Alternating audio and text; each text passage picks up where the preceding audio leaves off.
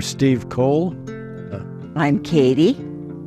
And our tree farm we call Sirius Woods. We're located about 15 minutes north of Sweet Home and about 20 minutes east of Lebanon. This parcel of property is about 47 acres.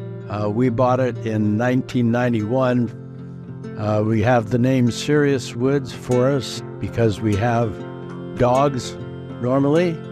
We have a lot of dogwood in the forest, and we like the dog star Sirius, so this is a place that brings all of those together. And people wonder why two retired school teachers can't spell Sirius correctly, but that's what we call our farm.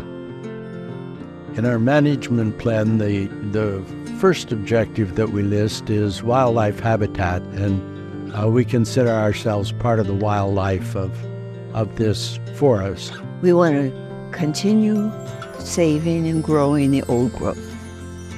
We're not into logging anything unless we have to, and we did have to do that at one time when there was a bad ice storm. We just replanted it with another of our objectives, which is trying to get a diversity of trees growing in this part of the world. We've worked to provide the kind of habitat for diversity of wildlife as well.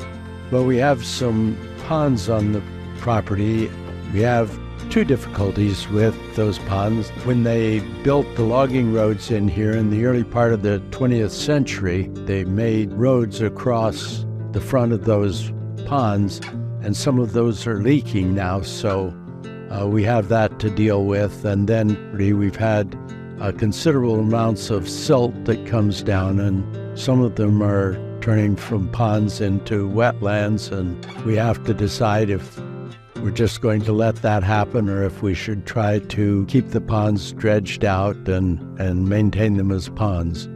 We work with the Small Woodlands Association, of course, also with the South Santiam Watershed Council. We've had 4-H group children come here to learn orienteering. I have a habit of walking through parts of this place every day, and I look at things and think, oh, this needs to be done, that needs to be done. And then I go back and do whatever comes to mind, unless I pay attention to the management plan and think, here's the priority, we need to do this first and then that. So it's very easy to get distracted, and the management plan is very useful to keep us on track.